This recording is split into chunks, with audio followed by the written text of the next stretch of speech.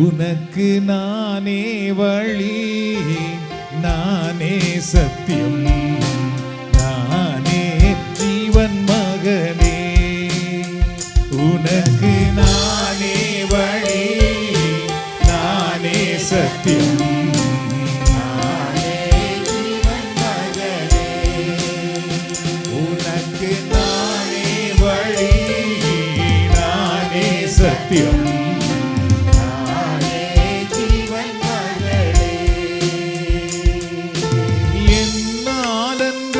உனக்கு விடுதலை இல்லை, என்னாலன்றி உனக்கு நிம்மதி இல்லை.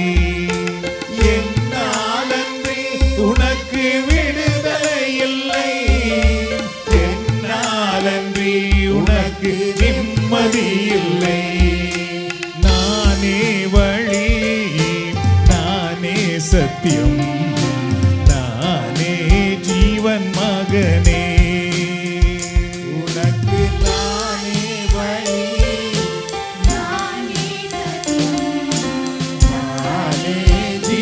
மகளே, உனக்காக சிலுவையில் நான் மரித்தேன், உனக்காக திரு ரத்தம் நான் சிந்தினேன். உனக்காக சிலுவையில் நான் மரித்தேன், உனக்காக திரு ரத்தம் நான் சிந்தினேன். என் மகனே வருவாயா, இதயத்திலே இடம் தருவாயா. என் மகளே வருவாயா, இதயத்திலே இடம் தருவாயா. நானே வழி, நானே சத்தியம், நானே ஜீவன் மகனே.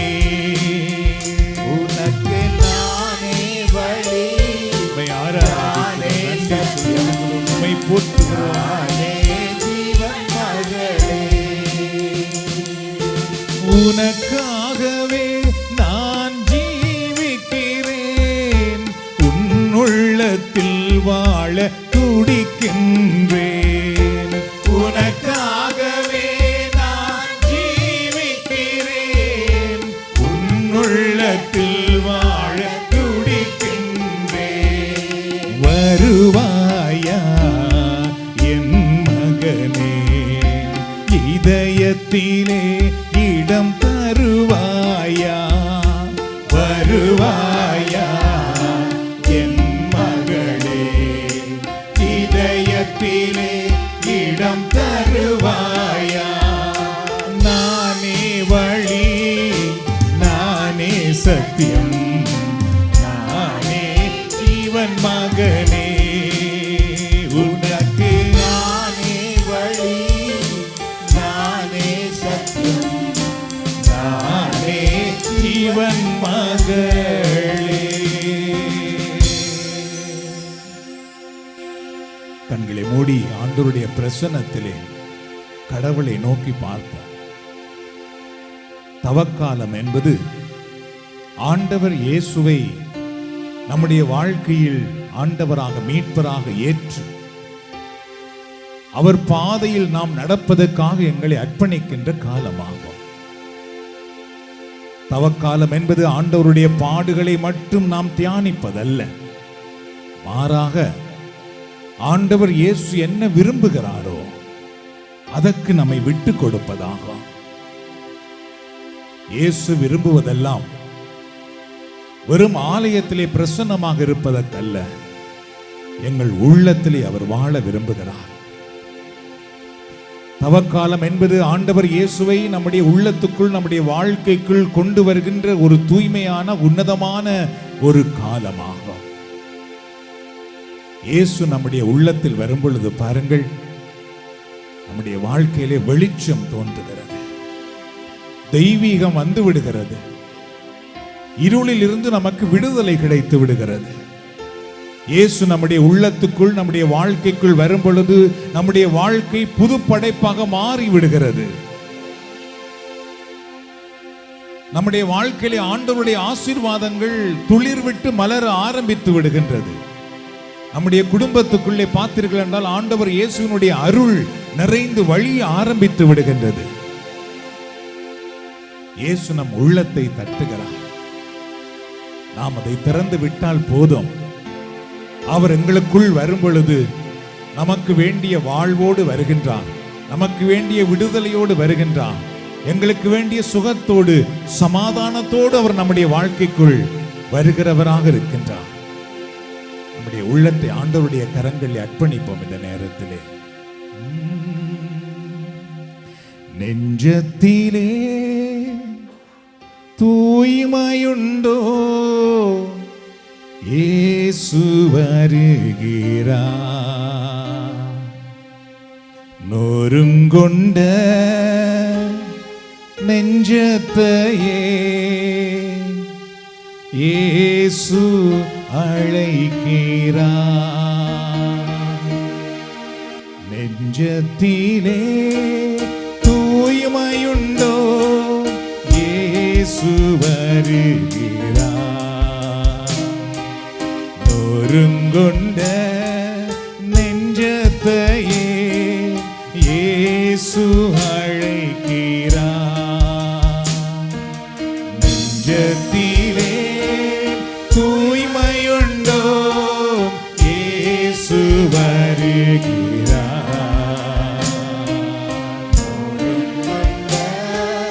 நெஞ்சத்தையே இயேசு அழைக்கிறார்.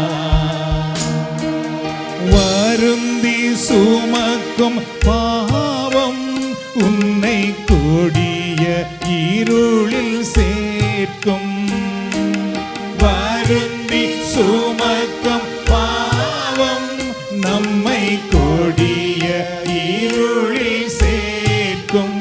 செய்த பாவம் இனி போதும், செய்த பாவம் இனி போதும்.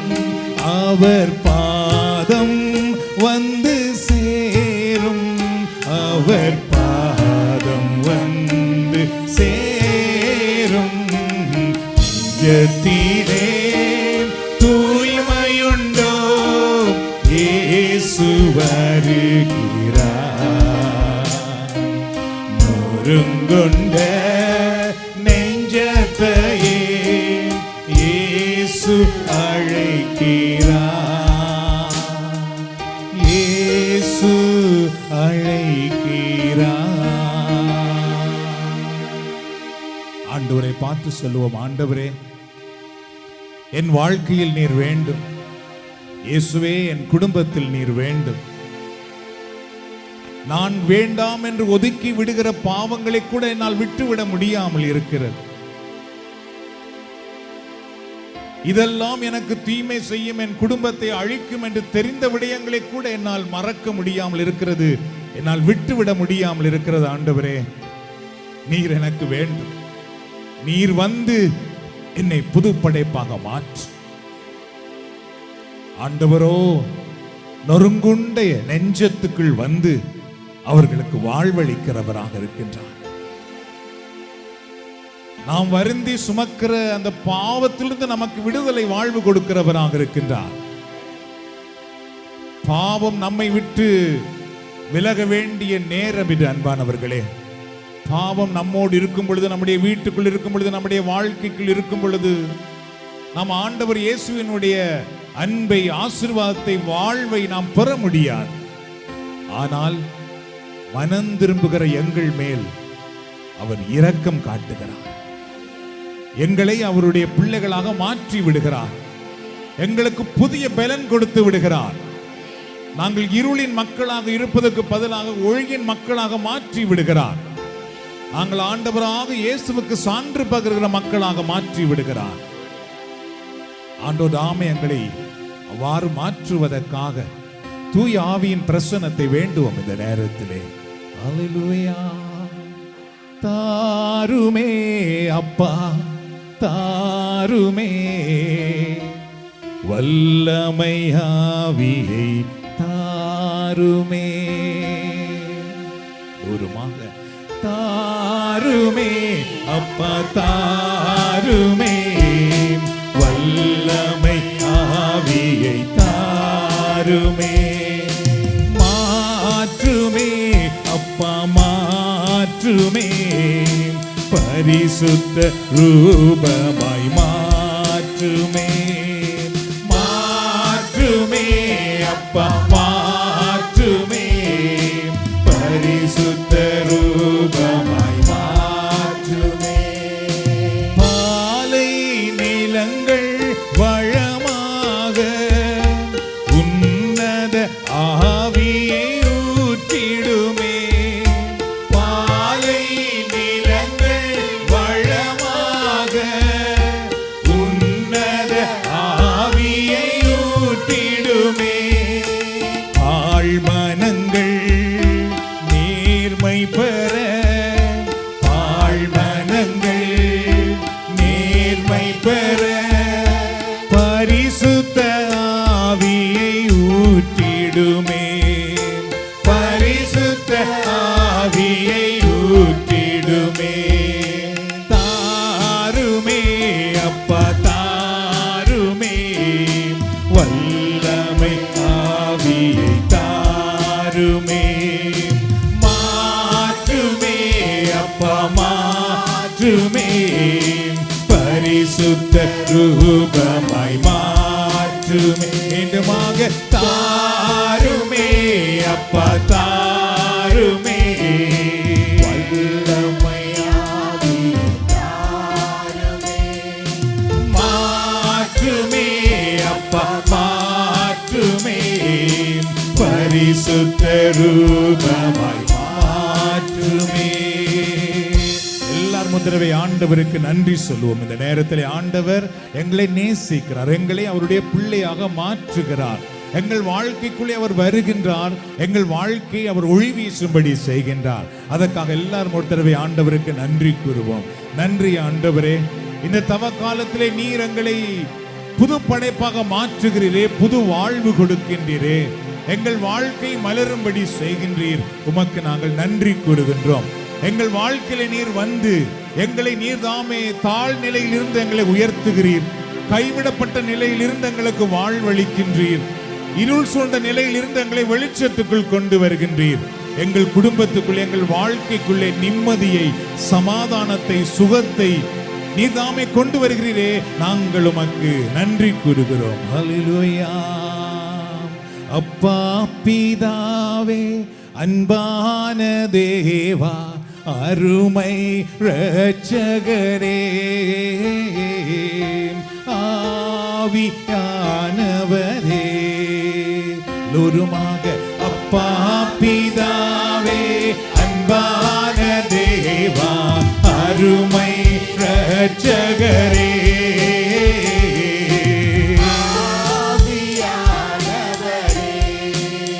மீண்டுமாக அப்பா பிதாவே, உம்மை நாங்கள் போற்றுகிறோம், ஆராதிக்கிறோம், நன்றி கூறுகிறோம். ஆவியானவரே, எங்கோ நான் வாழ்ந்தேன், அறியாமல் அலைந்தேன், என் நேசர் தேடி வந்தீர்.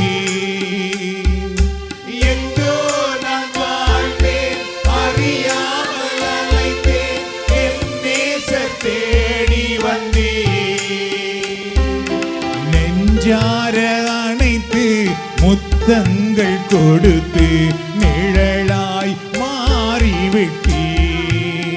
ஓ, நெஞ்சார அணைத்து முத்தங்கள் கொடுத்து நிழலாய் மாறிவிட்டீர். உருமாக நன்றி, உமக்கு நன்றி ஐயா, நன்றி உமக்கு நன்றி. அப்பா பிதாவே, ஸ்தோத்திரம் ஸ்தோத்திரம். நீர் எங்களை மறவாதவர், நீர் எங்களை கைவிடாதவர். மீண்டுமாக அப்பா பிதாவே, அருமை இரட்சகரே, ஆண்டவருக்கே நன்றி கூறுவோம். உளையான சேற்றில் வாழ்ந்த என்னை தூக்கி எடுத்தீரே. உளையான சேற்றில் வாழ்ந்த என்னை தூக்கி எடுத்தீரே. கல்வாரி இரத்தம் எனக்காக சிந்தி கழுவி அணைத்தீரே. ஓஹோ, கல்வாரி இரத்தம் எனக்காக சிந்தி கழுவி அணைத்தீரே. உருமாக நன்றி, உமக்கு நன்றி ஐயா, நன்றி உமக்கு நன்றி. அப்பா பிதாவே, அன்பான தேவா, அருமை இரட்சகரே, ஆவியானவரே. மீண்டுமாக அப்பா பிதாவே, அன்பான தேவா, அருமை இரட்சகரே, ஆவியானவரே. ஆண்டவராக இயேசு எங்களுக்காக சிலுவையிலே தரித்திரராக, நோயாளியாக தொங்கினார் என்று பார்க்கின்றோம். கைவிடப்பட்டவராக தனிமையில் தொங்கினார் என்று பார்க்கின்றோம். யாருக்காக, எதற்காக? எங்களை வாழ வைப்பதற்காக. அன்பானவர்களே, இன்றைக்கும் நீங்கள் யாரெல்லாம் தனிமையில் இருக்கின்றீர்களோ, ஆண்டவர் இயேசு உங்களை கைவிட மாட்டார். கைவிடப்பட்ட நிலையில் இருக்கிறீர்களோ, ஆண்டவர் உங்களை மறந்து போக மாட்டார். அவர் சிலுவையில் எங்களுக்காக எல்லா பாடுகளையும் துன்பங்களையும் தன்மேல் ஏற்றிருக்கின்றார். எதற்காக? நாங்கள் வாழ வேண்டும் என்பதற்காக. நீங்கள் வாழுவீர்கள் அன்பானவர்களே. உங்கள் குடும்பம் வாழும். உங்கள் வாழ்க்கையிலே ஆண்டவர் உங்களுக்கு வேண்டிய அருளை, ஆசீர்வாதத்தை கொடுப்பார். கல்வாரி சிலுவையிலே ஆண்டவர் இயேசு எங்களுக்கு தன்னுடைய உயிரை கொடுத்திருக்கின்றார். அதுதான் அவர் எங்களுக்கு கொடுத்த வாழ்வாகும். அதிலிருந்து யாரும் எங்களை பிரிக்க முடியாது. எந்த தீமையும் அதிலிருந்து எங்களை விலக்கி வைக்க முடியாது. ஆண்டவர் எங்களை ஆசீர்வதிக்கிறவராக இருக்கிறார். இயேசு எங்கள் வாழ்க்கையை மகிழ்ச்சியால் நிரப்புகிறவராக இருக்கின்றார். எங்கள் வாழ்க்கையிலே அற்புதம், அதிசயம் செய்கிறவராக இருக்கின்றார். எல்லாரும் அப்படியே கண்களை மூடி நம்முடைய உள்ளங்களை உயர்த்தி ஆண்டவரை போற்றுவோம், அவரை மாட்சிப்படுத்துவோம், அவரை மகிமைப்படுத்துவோம். அல்லேலூயா. அப்பா, நான் உம்மை பார்க்கிறேன், அன்பே நான் உம்மை துதிக்கிறேன். அப்பா, நான் உம்மை பார்க்கிறேன்,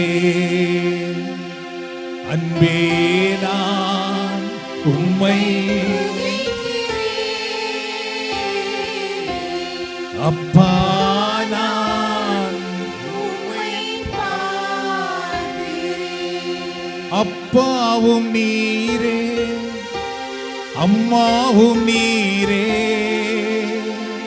அப்பாவும் நீரே, அம்மாவும் நீரே. நான் உந்தன் பிள்ளை அன்றோ, நான் உந்தன் பிள்ளை அன்றோ. ஒரு தாய் தேற்றுவது போல் என் நேசர் தேற்றுவார். ஒரு தாய் தேற்றுவது போல் என் நேசர் தேற்றுவார். எல்லோருமாக அப்படி ஆண்டவரை போற்றுவோம். அந்த நேரத்திலே நன்றி ஆண்டவரே, நன்றி இயேசுவே, உம்மை நாங்கள் போற்றுகிறோம், உமக்கு நாங்கள் நன்றி செலுத்துகிறோம். எங்களை வாழ வைக்க வந்த தெய்வமே, எங்களை இருளிலிருந்து விடுவிக்க வந்த ஆண்டவரே, எங்களை பாவத்திலிருந்து விடுவிக்க வந்த தெய்வமே, எங்களை பாதாளத்தில் இருந்து மீட்டெடுக்க வந்த தெய்வமே, உம்மை நாங்கள் போற்றுகிறோம், உம்மை நாங்கள் துதிக்கிறோம். எங்களுக்காக உம்முடைய உயிரை தந்தீரே, எங்களுக்காக உம்முடைய திரு ரத்தத்தை சிந்தி எங்களை புது படைப்பாக மாற்றினீரே. எங்களை உம்முடைய பிள்ளைகளாக ஏற்றுக்கொண்டவரே, பாவத்தின் தண்டனையில் இருந்து எங்களை விடுவித்தவரே, பாதாளத்தில் இருந்து எங்களை விடுவித்தவரே, மரணத்தின் பிடியில் இருந்து எங்களை விடுவித்த ஆண்டவரே, எங்களுக்கு புது வாழ்வு தந்திருக்கிற ஆண்டவரே, எங்களை உம்முடைய தூயாவியினால் நிரப்பிக் கொண்டிருக்கிற ஆண்டவரே, உம்மை நாங்கள் போற்றுகிறோம், உம்மை நாங்கள் ஆராதிக்கிறோம், உம்மை நாங்கள் மகிமைப்படுத்துகிறோம். நீர் நல்லவர், நீர் வல்லவர், நீர் மாறாதவர், நீர் மகிமையின் ஆண்டவர், எங்களை வாழ வைக்கிற தெய்வமே, அற்புதங்கள் செய்கிற ஆண்டவரே, அதிசயங்கள் செய்கிற ஆண்டவரே, உம்மை நாங்கள் போற்றுகிறோம்.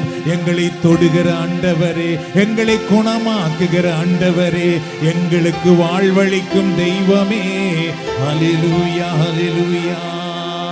உம்மையே நாங்கள் உயர்த்துகிறோம், உம்மை நாங்கள் ஆராதிக்கிறோம். ஹல்லேலூயா.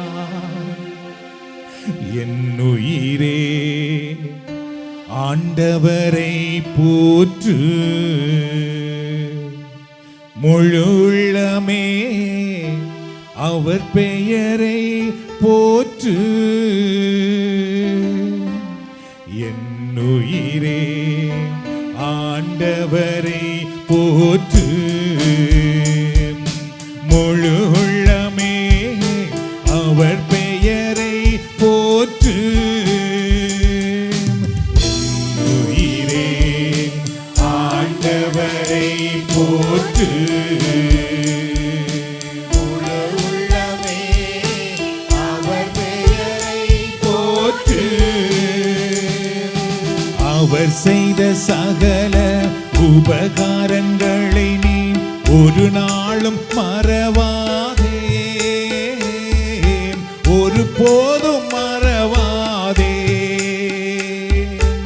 அவர் செய்த சகல உபகாரங்களை நீ ஒரு நாளும் மறவாதே, ஹல்லேலூயா ஒருபோதும் மறவாதே. குற்றங்களை எல்லாம் மன்னிக்கிறார், நோய்களை குணமாக்கி நடத்துகிறார். குற்றங்களை எல்லாம் மன்னிக்கிறார், நோய்களை குணமாக்கி நடத்துகிறார். அவர் செய்த சகல உபகாரங்களை நீ ஒரு நாளும் மறவாதே, ஒரு போதும் மறவாதே. லூருமாக அவர் செய்த சகல உபகாரங்களை நாங்கள் ஆராதிக்கிறோம், நன்றி செலுத்துகிறோம். நீர் வல்லவர், நல்லவர்.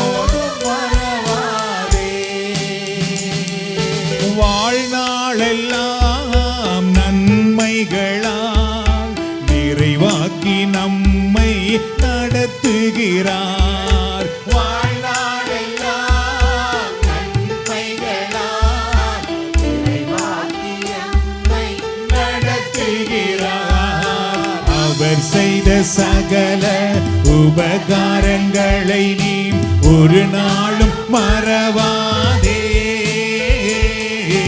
ஒரு போதும் மறவாதே. லூருமாக அவர் செய்த சகல உபகாரங்களை அற்புதங்கள் நடக்கட்டும் அப்பா, அதிசயங்கள் நடக்கட்டும், விடுதலை உண்டாகட்டும் உடைய பிள்ளைகளுக்கு. ஒருபோதும் மறவாதே. லூருமாக என் உயிரே ஆண்டவரை போற்று, முழு உள்ளமே அவர் பெயரை போற்று.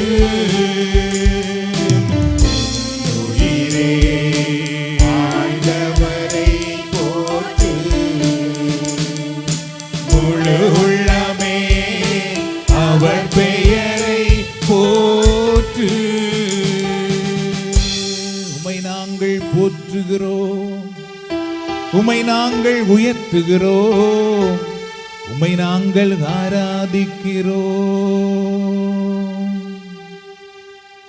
அப்பா உம்மை நான் ஆராதிப்பேன், ராஜா உம்மை நான் ஆராதிப்பேன்.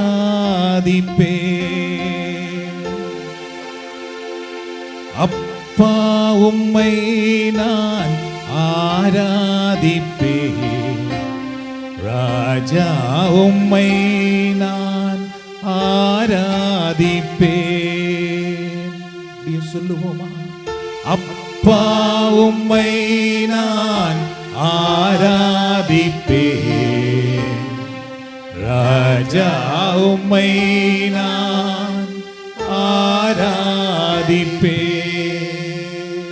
காலமெல்லாம் உம்மை ஆராதிப்பேன், கைவிடா தேவனை ஆராதிப்பேன். காலமெல்லாம் உம்மை ஆராதிப்பேன், கைவிடா தேவனை ஆராதிப்பேன்.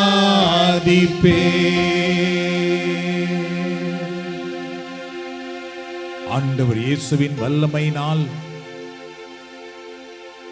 இடத்தில் வந்திருக்கிற ஒவ்வொருவரும் விடுதலை பெறுவார்களாக.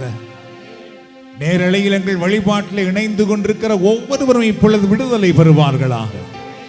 கல்வாரி சிலுவையின் வல்லமையினால் விடுதலை கிடைப்பதாக, நோய்கள் மறைந்து போவதாக, கட்டிகள் இல்லாமல் போவதாக, கட்டுக்களிலிருந்து விடுதலை கிடைப்பதாக.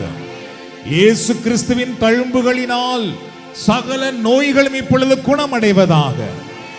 இயேசுவின் தழும்புகளால் ஒவ்வொருவருக்கும் விடுதலை கிடைப்பதாக.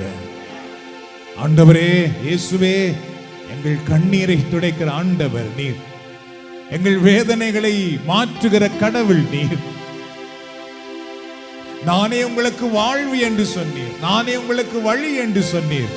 ஆமா ஆண்டவரே, இங்கு வந்திருக்கிறவர்கள் யாரெல்லாம் இந்த நேரத்திலே வேதனையிலே, துன்பத்திலே, கஷ்டத்திலே, வாழ்விழந்த நிலையில இருக்கின்றார்களோ அவர்கள் மேல் உம்முடைய ஆசீர்வாதம் இறங்கி வருவதாக.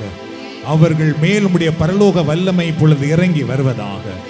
பரலோக அபிஷேகம் ஒவ்வொருவரையும் மூடிக்கொள்ளுவதாக.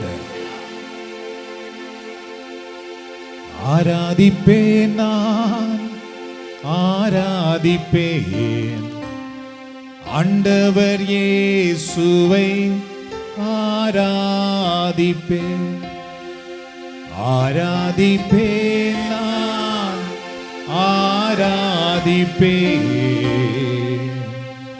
ஆண்டவர் இயேசுவை ஆராதிப்பேன்.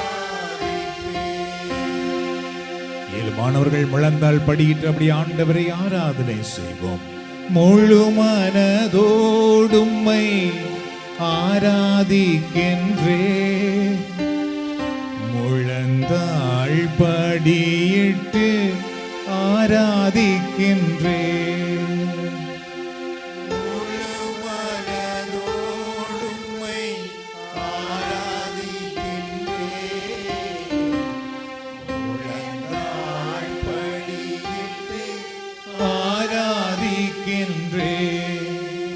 தேவனே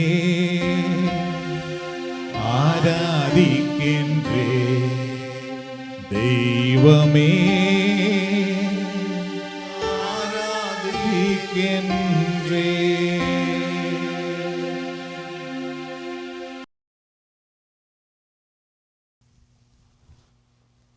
test.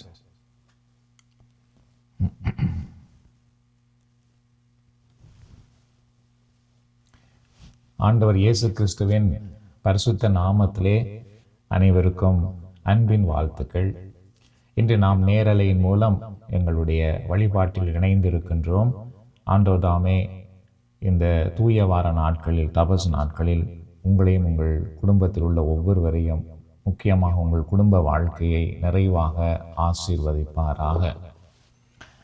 Today we are going to meditate in Lenten season The title is A Family That Stand Together.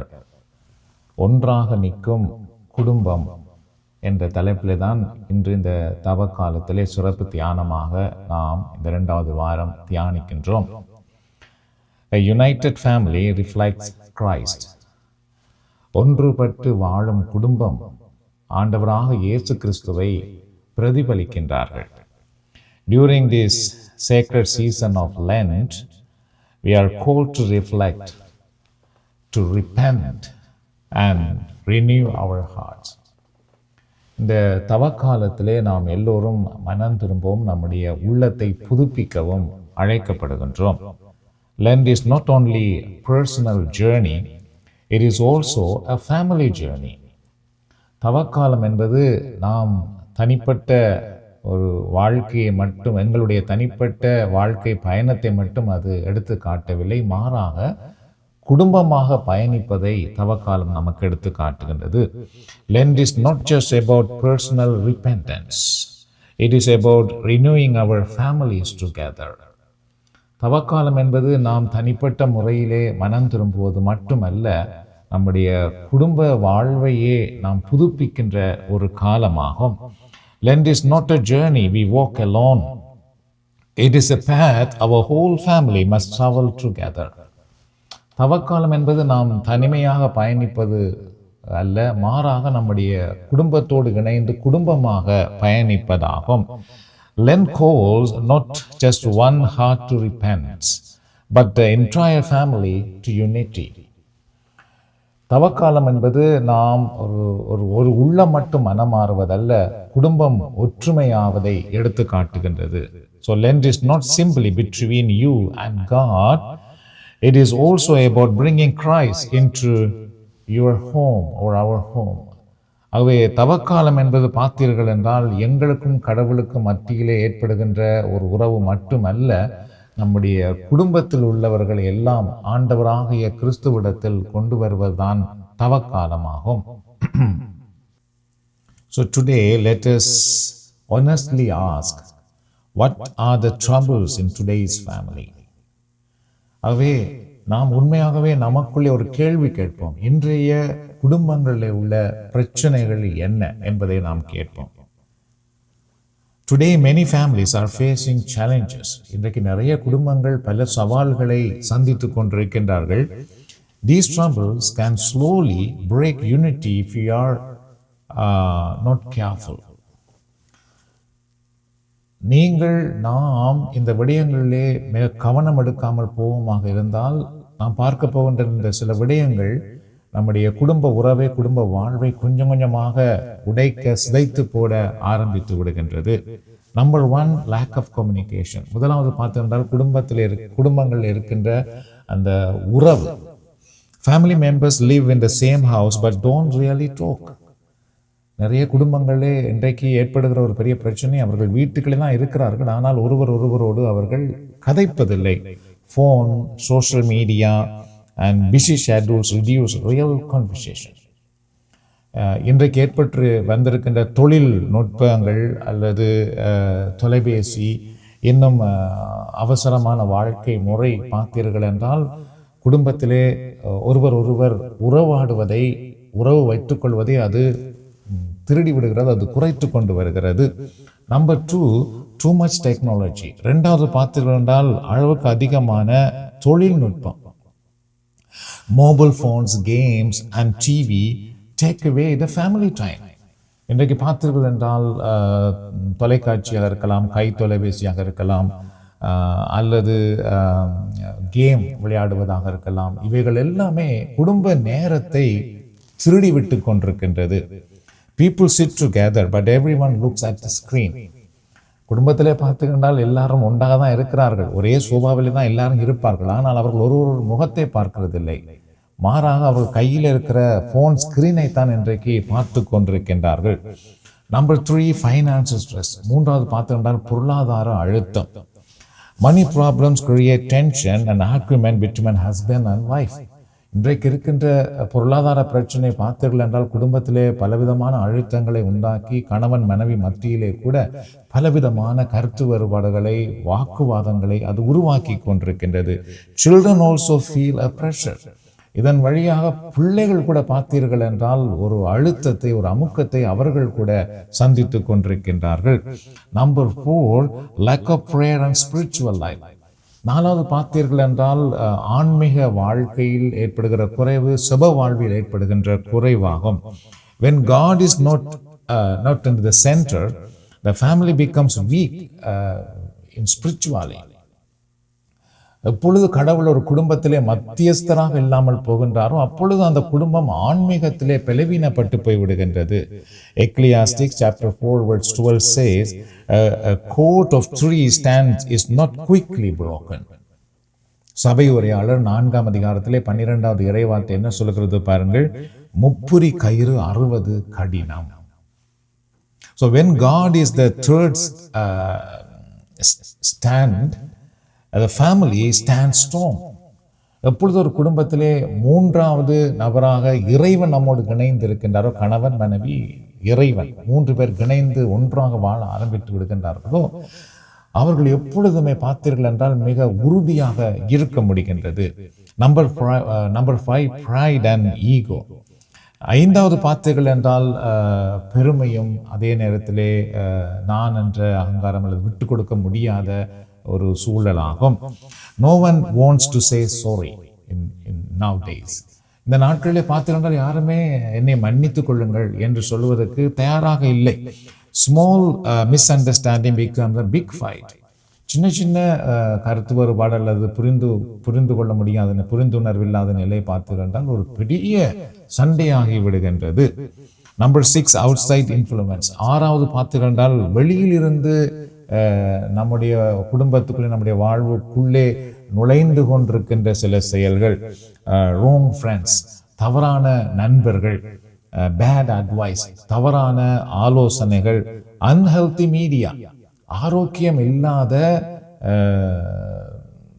தொலைத்தொடர்பு சாதனங்கள் நாம் பார்த்து கொண்டிருக்கின்ற ஆரோக்கியம் இல்லாத சில விடயங்கள். and social pressure affect family peace. அது மட்டுமல்லாமல் சமூகத்தினால் ஏற்படுகின்ற சில அழுத்தங்கள் கூட குடும்ப சமாதானத்தை இன்றைக்கு குழப்பி கொண்டிருக்கின்றது. Number 7, lack of forgiveness. 7வது பார்த்தீர்கள் என்றால் மன்னிப்பதில் ஏற்பட்டிருக்கின்ற குறைபாடு. all hurts are not healed. முன்பு எப்பயோ நடந்த சில பாதிப்புகள் கூட இன்னுமே குணமாகாமல் இருந்து கொண்டிருக்கின்றது. bitterness slowly destroys love.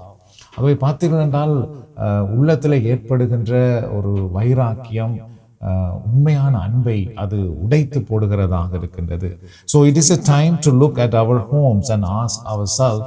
ஆகவே இந்த தவக்காலத்திலே நாங்கள் இப்பொழுது எங்களுடைய குடும்பத்தை பார்த்து கேட்க வேண்டிய ஒரு முக்கியமான கேள்வி என்னவென்றால், if we don't support each other at home, where will we find our stronger support? நாம் வீட்டில் ஒருவருக்கொருவர் ஆதரவளிக்காமல் போய்விடுவோமாக இருந்தால் நமது வலுவான ஆதரவை நாம் எங்கே காணலாம் என்ற ஒரு கேள்வியை முதலாவது நாம் இப்பொழுது கேட்க அழைக்கப்படுகின்றோம். God designed the family to be our first place of love. எங்களுடைய வாழ்விலேயே முதல் அன்பினுடைய இடமாகவே இறைவன் குடும்பத்தை தான் உருவாக்கி கொடுத்திருக்கின்றார். Our first school is forgiveness. ஒருவரொருவரை மன்னிப்பதான் குடும்பத்திலேயே முதல் பாடசாலை ஆகும். And our first shelter in time of trouble. எங்களுக்கு பல குழப்பங்கள், பிரச்சனைகள், பாடுகள் வரும் பொழுது நாம் அமைதி அடைகின்ற ஒரு இடம் குடும்பமாகும். When the world feels heavy, home should feel safe. நாம் வெளியிலே வேலைக்கு போகிறோம், பல கடமைகளுக்கு போகின்றோம். ஆகவே உலகத்துக்குள் நாம் போகும் பொழுது அங்கெல்லாம் மிக கடினமான நிலைகள் வரும் பொழுது, கஷ்டமான நிலைகள் வரும் பொழுது நம்முடைய இல்லம், நம்முடைய குடும்பம் தான் நமக்கு ஒரு அடைக்கலமாக, பாதுகாப்பானதாக, அமைதி தரக்கூடிய இடமாக இருக்க வேண்டும். When the life become unhealthy, family should be our stronger support. எப்பொழுது நம்முடைய வாழ்க்கையிலே சில சுகையினங்கள் அல்லது சில பிரச்சனைகள் அல்லது நாம் மனக்குழப்பம் அடைகிறோமோ அப்பொழுது நம்முடைய குடும்பம் தான் நமக்கு எப்பொழுதுமே ஆதரவளிக்கிறதாக இருக்க வேண்டும். So, during this Lent season, let us ask ourselves, are our home filled with love or tension? ஆகவே இந்த தவக்காலத்திலே ஒரு கேள்வி ஒன்றை கேட்போம். நம்முடைய குடும்பம் எப்பொழுதுமே பார்த்தீர்கள் என்றால் ஒரு பரபரப்பாக ஒரு நிம்மதி இல்லாத ஒரு நிலையாக இருக்கின்றதா, அல்லது அன்பு நிறைந்த ஒரு இடமாக இருக்கின்றதா? Do we forgive quickly or do we hold on to hurt? நாங்கள் உடனடியாகவே மன்னித்து விடுகிறோமா, அல்லது நாம் மன்னித்து விடாமல் அதையே பிடித்து கொண்டிருக்கின்றோமா? Is our house a place of peace or place of pressure? எங்களுடைய இல்லம் ஒரு சமாதானத்தின் இடமாக இருக்கிறதா, அல்லது பல அழுத்தங்கள் நிறைந்த இடமாக இருக்கின்றதா? Do our words heal or do they wound? எங்களுடைய வார்த்தைகள் மற்றவர்களுடைய உள்ளத்திலே தழும்புகளை உருவாக்கி கொண்டு காயங்களை உருவாக்கி கொண்டிருக்கின்றதா, அல்லது அவர்களை குணமாக்கி கொண்டிருக்கின்றதா? Is Christ truly at the center of our family life? எங்களுடைய குடும்ப வாழ்க்கையிலே கிறிஸ்து மத்தியிலே வாழ்ந்து கொண்டிருக்கின்றாரா? Lent is a time not only to examine our hearts but to examine our home.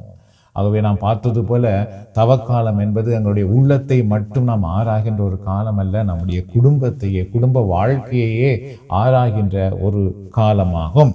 And the other one, how much stronger would our family be if we work together instead of against each other?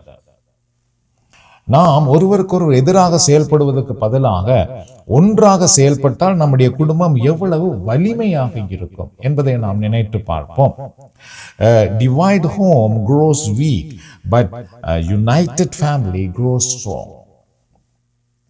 ஒன்றாக இணைந்திருக்கிற குடும்பம் எப்பொழுதுமே வலுவாக இருக்கும், வலுவாக வளர்ந்து வரும், அங்கு சமாதானம் சந்தோஷம் இருக்கும். ஆனால் எந்த குடும்பத்திலே பிரிவினைகள் இருக்கிறதோ அது பலவீனமான குடும்பமாக மாற்றப்பட்டு விடுகிறது.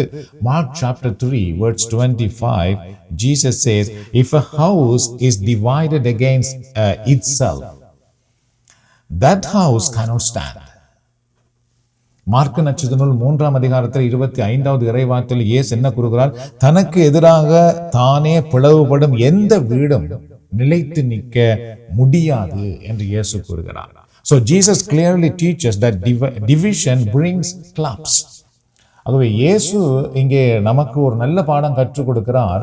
பிரிந்திருக்கிற குடும்பம் உடைந்து விழுந்து விடும் என்று சொல்லுகிறார். A divided family lose strength and stability. பிரிவினை இருக்கின்ற குடும்பங்கள் பார்த்தீர்கள் என்றால் உறுதியாக இருக்கிற நிலையை அது இழந்து விடுகிறது, நிலைத்திருக்கின்ற நிலையை கூட அது இழந்து விடுகிறது. Just as Christ calls the church to be one body, He calls our family to live in unity.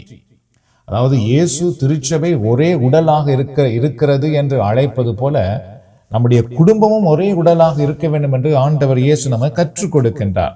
So when we pray together, serve together, நாம் எப்பொழுது ஒன்றாக இணைந்து செபிக்கிறோமோ, ஒருவருக்கு நாம் பணிவிடை செய்து உதவியாக வாழ்கின்றோமோ, and sacrifice for one another, ஒருவருக்காக நாம் தியாகம் பண்ணி வாழ்கின்றோமோ, we become stronger than any challenges that come our way.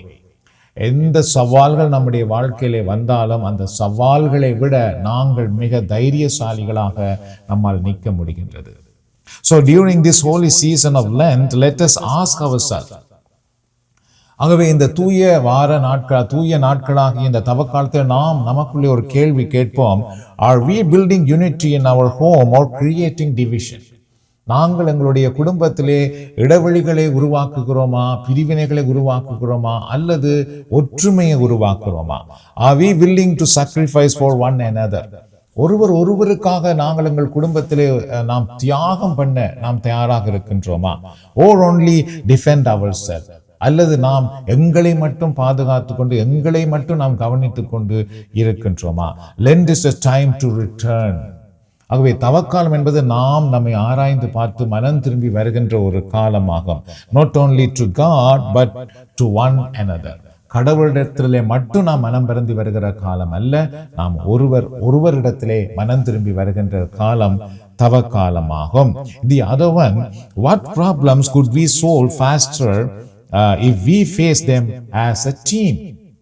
நாம் ஒரு குழுவாக ஒரு குழுவாக நாம் எதிர்கொண்டால் என்ன பிரச்சனைகளை விரைவாக தீர்க்க முடியும் என்பதை நாம் இப்பொழுது பார்க்க போகின்றோம். Financial struggles. நம்பர் 1 பார்த்துக்கொண்டால் பொருளாதார கஷ்டம் வரும் பொழுது நாம் ஒருவருக்கு உதவி செய்கிறவர்களாக ஒன்றிணைந்து இருக்கிறவர்களாக இருப்போமாக இருந்தால் அந்த பொருளாதார கஷ்டத்தை நாம் வெற்றி கொள்வதற்கு அது உதவி செய்கின்றது. Miss understanding. நாம் ஒன்றாக இருப்போமாக இருந்தால் தவறான சில ஒரு விடயத்தை புரிந்துணர்வில்லாத நிலையில் இருந்து நாம் பாதுகாக்கப்படுகின்றோம். Stress and disappointments. மன அழுத்தம் அல்லது பார்த்தீர்கள் என்றால் மன சோர்வுகளில் இருந்து நம்மால் பாதுகாக்கப்பட முடிகின்றது. These burdens become lighter when shared.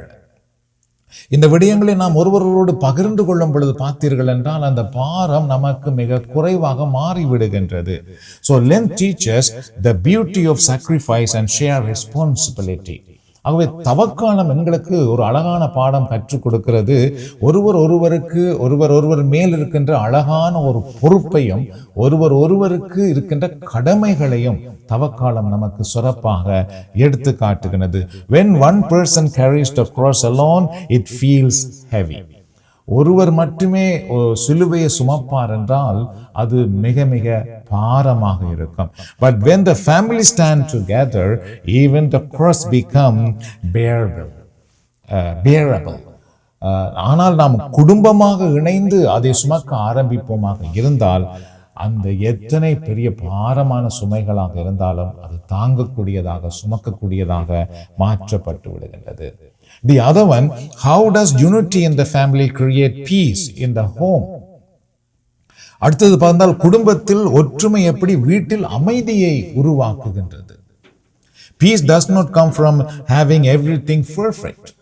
சமாதானம், உண்மையான சமாதானம் என்பது எல்லாமே ஒழுங்காக இருப்பதனாலும் எல்லாமே நம்முடைய வீட்டுக்குள் இருப்பதனாலும் உண்மையான சமாதானம் வீட்டுக்குள் வருவதல்ல. Peace comes from a heart that choose love over pride.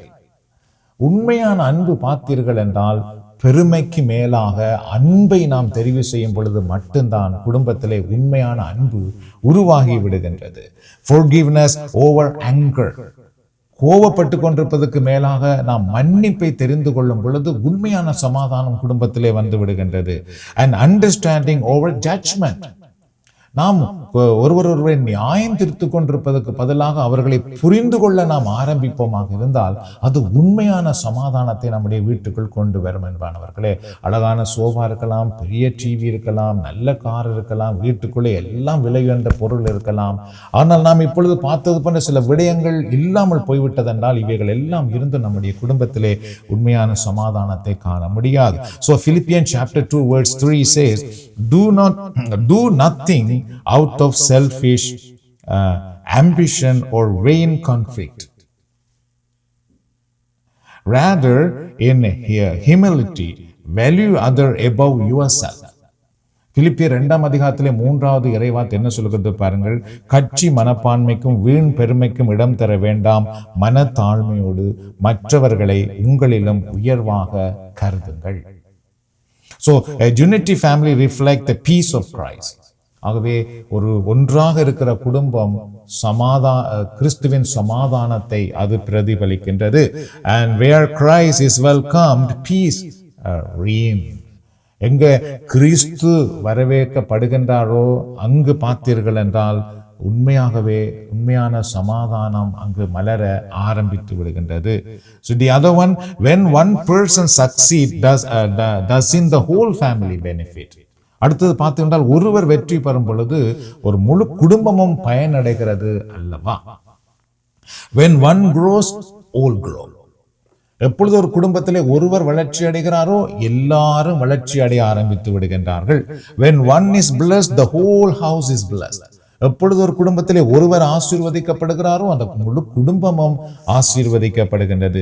When we are supporting each other dreams or encouraging each other efforts, நாம் எப்பொழுது ஒருவருடைய கனவுகள் ஒருவருடைய ஆசைக்கு உதவியாக மாறுகின்றோமோ அல்லது ஒருவர் எடுக்கிற முயற்சிக்கு நாம் உதவி செய்கிறவர்களாக மாறுகிறோமோ, and celebrate each other victories, ஒருவருடைய வெற்றியை நாம் எப்பொழுது பாராட்ட ஆரம்பிக்கின்றோமோ, we become channels of God's grace to one another.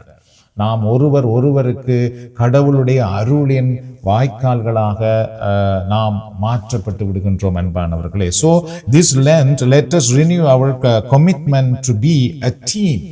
அதனாலே இந்த தவக்காலத்திலே நாங்கள் ஒருவருக்கு துணையாக நின்று செயல்படுகின்ற ஒரு குழுவாக, ஒரு டீமாக நாங்கள் மாறுவோம். Let us speak words that heal. நாங்கள் பேசுகின்ற வார்த்தைகள் ஒருவருடைய குணமாக்குகிற வார்த்தைகளாக மாறட்டும். Let us listen with patience. மிக அமைதியோடு மற்றவர்கள் சொல்லுவதை நாம் கேட்க கற்றுக்கொள்வோம். Let us forgive quickly. எவ்வளவு சீக்கிரமாக மன்னிக்க முடியுமோ அவ்வளவு சீக்கிரமாக மன்னிப்பதற்கு நாம் முயற்சி செய்வோம். Let us pray together.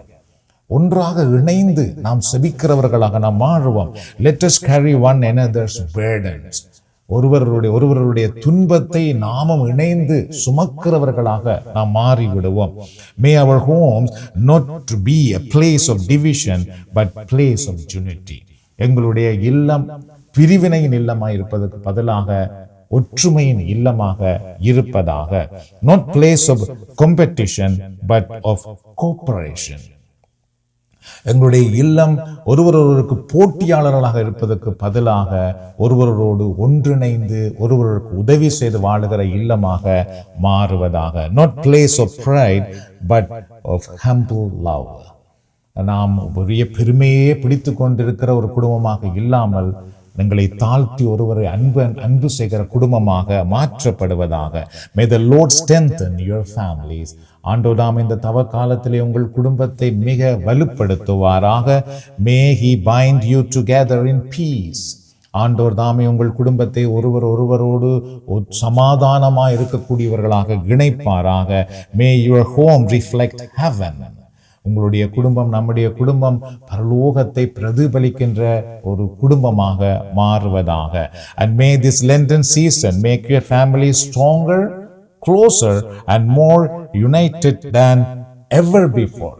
ஆகவே இந்த ஆண்டு தவக்காலம் பார்த்தீர்கள் என்றால் உங்கள் குடும்பத்தை வலுப்படுத்துவதாக, ஒன்றாக நெருக்கமாக கொண்டு வருவதாக, இதுவரைக்கும் இருந்ததை விட மிக வலிமை உள்ள குடும்பமாக ஆண்டவர் மாற்றுவாராக. May God bless you and your family in the Lenten season. இந்த தவ காலத்திலே ஆண்டவர் உங்களையும் உங்கள் குடும்பத்தையும் நிறைவாக ஆசீர்வதிப்பாராக.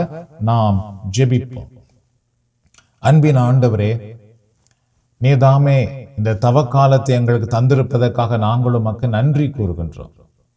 இந்த தவ காலம் உம்முடைய பாடுகளை மட்டும் நாம் தியானிக்கின்ற ஒரு காலம் அல்ல, மாறாக நாங்கள் எங்களே ஆராய்ந்து பார்த்து மனம் திரும்பி உம்மிடத்தில் வருகின்ற ஒரு தூய்மையான நல்ல காலமாய் இருப்பதற்காக நன்றி செலுத்துகின்றோம். அது மட்டுமல்லாமல் இந்த தவ காலத்தில் நீர் எங்களுக்கு தந்திருக்கிற குடும்பத்துக்காக, குடும்ப வாழ்க்கைக்காக நாங்கள் உமக்கு நன்றி கூறுகின்றோம். ஆண்டவரே, இந்த நாளிலே நாங்கள் குடும்பத்திலே ஒரு குழுவாக இணைந்து குழுவாக நாங்கள் செயல்பட வேண்டும், ஒரு டீமாக நாங்கள் செயல்பட வேண்டும் என்று எங்களை கற்றுக் கொடுக்கிறீரே, அதற்காக நாங்கள் உமக்கு நன்றி செலுத்துகின்றோம். இன்றைக்கு உலகம் முழுவதும் குடும்பத்தை தாக்கி கொண்டிருக்கின்ற பொல்லாத சூழ்நிலைகள் எங்கள் குடும்பத்தையும் பாதித்து விடாதபடி நீர் உம்முடைய வார்த்தை வழியாக எங்களோடு பேசி உம்முடைய தூய ஆவி வழியாக எங்களை பலப்படுத்தி எங்களை உருவாக்குகிறீரே ஆண்டவரே, நாங்கள் உமக்கு நன்றி கூறுகின்றோம். இந்த நாளிலே நாங்கள் கேட்டது போல ஆண்டவரே, எங்கள் குடும்பத்தில் நாங்கள் ஒருவரை மன்னித்து, ஒருவருக்கு எங்களை விட்டு கொடுத்து, ஒருவரை தாங்கி, ஒருவருக்காக செபித்து, ஒருவருக்கு துணையாக நின்று எங்கள் குடும்பத்தை கட்டி எழுப்ப ஆண்டோதாம் இந்த நேரத்திலே எங்கள் எல்லோரையும் ஆசீர்வதித்திரளும். இரக்கமுள்ள ஆண்டவரே, இதை பார்த்து கொண்டிருக்கிற ஒவ்வொரு குடும்பத்தார் மேலும் உம்முடைய வல்லமை இறங்கி வரட்டும். கணவன், மனைவி, பெற்றோர், பிள்ளைகளை ஆண்டவரே நீ நிறைவாக இந்த நேரத்திலே ஆசீர்வதியும். யாரெல்லாம் இவைகளெல்லாம் என் குடும்பத்திலே இல்லையே, எனக்கு இதெல்லாம் என் குடும்பத்திலே வேண்டும் என்று யாரெல்லாம் ஜெபிக்கின்றார்களோ ஆண்டவராமே அவர்களை, அவருடைய குடும்பத்தை இந்த நேரத்திலே ஆசீர்வதித்தரலாம். ஆண்டவரே, குடும்பங்கள் இருக்கிற பிரிவினைகள், கசப்புகள், போட்டி, பொறாமைகள், மன்னிக்க முடியாத நிலைகளை ஆண்டவர் நீக்கி இந்த குடும்பங்களுக்குள்ளே தெய்வீக சமாதானத்தை, தெய்வீக அன்பை நீர் தரும்படி நான் ஜெபிக்கிறேன். ஆண்டவர் ஆண்டவரே. ஒவ்வொரு குடும்பங்களுக்கும் பொல்லாத பிசாசினால் கட்டப்பட்டு வருகின்ற பொறாமை, போட்டி, எரிச்சல், சண்டை, கோபம், மன்னிக்க முடியாத தன்மை என்கிற பொல்லாத அரண்களும் கோட்டைகளும் இயேசுவின் நாமத்தினால் இந்த நேரத்தில் இடிந்து விழுவதாக, அவைகள் இந்த குடும்பங்களில் இல்லாதபடி அழிந்து போவதாக. ஆண்டவருடைய அருளினாலும் ஆண்டவருடைய ஆசீர்வாதத்தினாலும் ஒவ்வொரு குடும்பங்களுக்கும் தெய்வீக ஒற்றுமையும் புரிந்துணர்வும் தெய்வீக அன்பும் செப வாழ்வும் இறை நம்பிக்கையும், கணவன் மனைவி பெற்றோர் பிள்ளைகள் ஒருவரோடு கரம் கோர்த்து வாழுகின்ற நிலையம், ஒருவரை தாங்கி சுமந்து வாழுகிற ஒரு நிலையம் இப்பொழுது உருவாக்கப்படுவதாக. ஆண்டவரே, ஒருவர் தங்களுடைய கண்ணீரை மட்டுமல்ல மற்றவர்களுடைய கண்ணீரையும் துடைக்கிறவர்களாக, பார்க்கிறவர்களாக, புரிந்து கொள்கிற குடும்பமாக நீர் மாற்றுவீராக. ஆண்டவருடைய அருளும் ஆண்டவருடைய வல்லமையும் இந்த நேரத்தில் உங்களுடைய குடும்பங்களில் இறங்கி வரட்டும் அப்பா. இந்த குடும்பங்களுக்குள்ளே உண்மையாகவே தெய்வீக வல்லமை இறங்கி வருவதாக, ஆசீர்வதிக்கப்படுவதாக. இந்த நேரத்திலும் ஒவ்வொரு குடும்பங்களில் இருக்கிற கணவன் மனைவி பெற்றோர் பிள்ளைகளை நிறைவாய் ஆசீர்வதித்து இந்த தவ காலத்தில் இவர்களுடைய வாழ்க்கையிலே ஒரு பெரிய புதுப்பித்தல் உருவாகும்படி நீர் ஆசீர்வதிப்பீராக. கிறிஸ்துவுக்குள் வருகிற ஒரு காலமாக மாறுவதாக, கிறிஸ்துவுக்குள் தாங்கள் வாழ அர்ப்பணிக்கின்ற ஒரு காலமாக மாறுவதாக, கிறிஸ்துவுக்காக வாழுகின்ற ஒரு காலமாக தங்களை அர்ப்பணிக்கின்ற ஒரு நிலையாக இது மாற்றப்படுவதாக. ஆண்டவருடைய அருக்கரம் ஒவ்வொருவரையும் ஒவ்வொரு குடும்பத்தையும் இந்த நேரத்திலே ஆசீர்வதிக்கட்டும். இவர்களை நீர் தாம் இந்த நேரத்திலே ஆறுதல் படுத்தும், அமைதிப்படுத்தும், சமாதானப்படுத்தும், ஆசீர்வதித்திரளும். எங்கள் மன்றாட்டை கேட்பதற்காக நாங்கள் உமக்கு நன்றி கூறுகிறோம். இயேசுவின் நாமத்தில் மன்றாடி நீர் தருகிற ஆசிரியையும் வெற்றியையும் விடுதலையையும் பெற்றுக் கொள்கிறோம் எங்கள் நல்ல தந்தையே. ஆமேன், ஆமேன். ஆண்டவராக இயேசு கிறிஸ்துவின் அருளும் கடவுளின் அன்பும் பரிசுத்த ஆவியின் ஐக்கியமும் நம் அனைவரோடும் நம்முடைய குடும்பத்திலும் எப்பொழுதும் இருப்பதாக. பிதா சுதன் பரிசுத்த ஆவியின் பெயராலே ஆமேன். ஆண்டவராமே உங்களையும் உங்கள் குடும்பத்தையும் நிறைவாக ஆசீர்வதிப்பாராக. இந்த தியானம் உங்களுக்கு ஆசீர்வாதமாக இருக்குமா இருந்தால் தயவு செய்து இந்த தவக்காலத்தில் இதை மற்றவர்களுக்கும் நீங்கள் பகிர்ந்து கொள்ளுங்கள். அவர்களும் இதன் வழியாக இறை ஆசிரியை பெற்றுக்கொள்ள நீங்கள் ஒரு கருவியாக மாறிவிடுகிறீர்கள். தேங்க்யூ. God bless you. ஆண்டவர் உங்களை ஆசீர்வதிப்பாராக. ஆமென்.